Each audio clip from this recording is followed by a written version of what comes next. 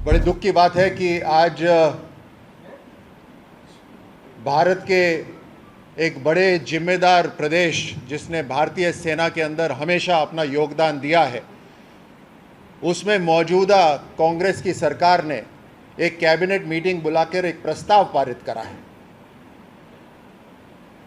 अफसोस है कि श्री अशोक गहलोत जी ने राजनीति को राष्ट्र नीति से ऊपर रखा।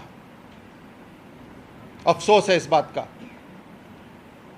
जो व्यक्ति राजस्थान के अंदर अपने कलम की ताकत से वैट कम नहीं कर सकता, जो व्यक्ति अपने गृह क्षेत्र के अंदर कम्युनल वायलेंस को नहीं रोक सकते, और रोकना तो दूर, उन्होंने जिस तरह के बयान दिए वो तो सामाजिक सौहार्द को बिगाड़ने वाले उन्होंने बयान दिए। ऐसे व्यक्ति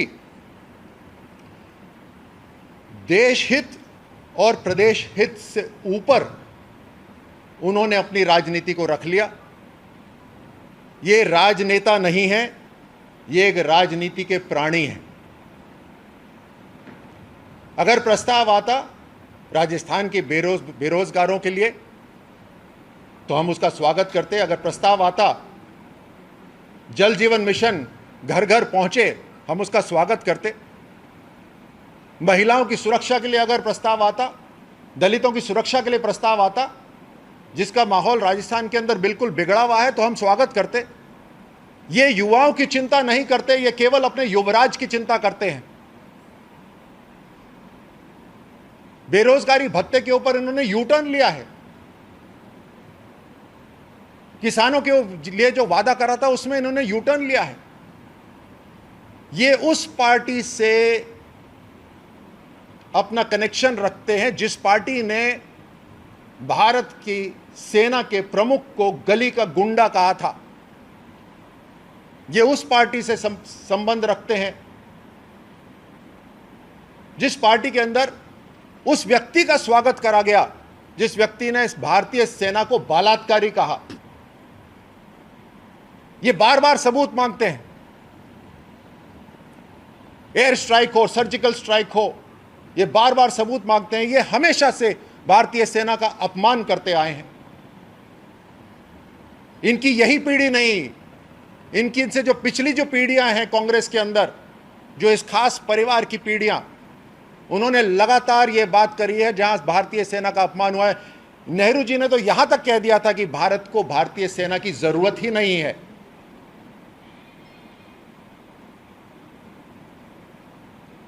ऐसे पार्टी के मुख्यमंत्री से अफसोस और कोई उम्मीद नहीं करी जा सकती थी। आज भारतीय सेना के निर्णय के खिलाफ राजस्थान की सरकार की जो कैबिनेट, उन्होंने प्रस्ताव पारित करा। इस राष्ट्र सुरक्षा की जिम्मेदारी गहलोत साहब भी जानते हैं और कांग्रेस के जितने भी लीडर हैं सब जानते हैं कि कैबिनेट कमेटी ऑफ सिक्योरिटी के ऊपर भारत की सुरक्षा का जिम्मा है, और उनका हथियार और उनके औजार हैं भारतीय आर्म्ड फोर्सेस, भारतीय सेना, भारतीय वायुसेना, भारतीय नौसेना। ये उनकी तलवारें हैं, उनकी ढाल है। जब देश की सुरक्षा की बात होती है तो हमेशा निर्णय प्रदेश की राजनीति या देश की राजनीति से ऊपर राष्ट्र नीति पर होना चाहिए। और आज राजस्थान के अंदर कांग्रेस सरकार इस हद तक गिर गई कि उन्होंने अपनी लोकल राजनीति को ऊपर कर दिया। ये तो सब जानते हैं कि ये बौखलाए हुए हैं। अगर रेड हो रही है तो उसका ब्यौरा देना, उसको ढकने की, छुपाने की क्या जरूरत है? चाहे वो युवराज हो या राजस्थान के अंदर कोई और हो।